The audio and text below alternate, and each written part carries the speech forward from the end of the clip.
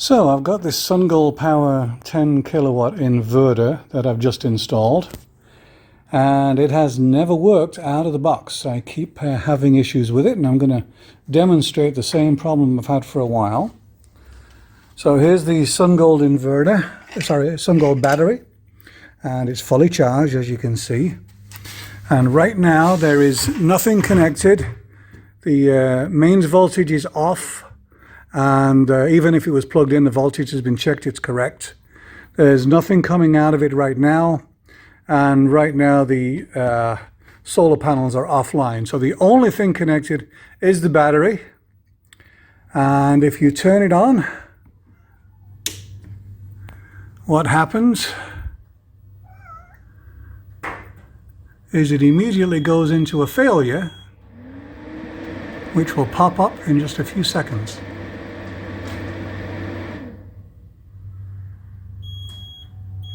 There it is, failure number 5, which is a battery overcurrent. And no matter what I do, that number 5 will not go away. So having talked to Sungold about this, they have asked me to take apart the container here, the cover off. They want me to take wires off, run tests, which I've done.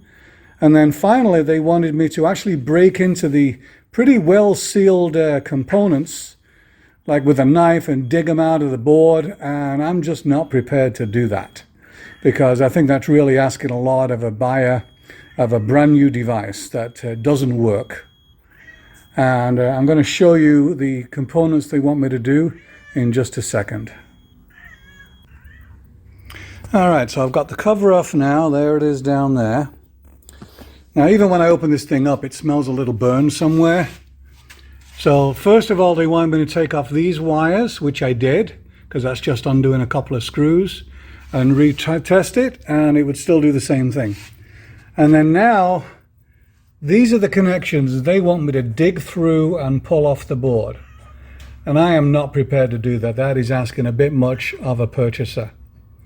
And apart from the fact I do smell something that doesn't seem quite right, a little singed, I have asked them to replace the unit. It's all within the 30-day purchase period.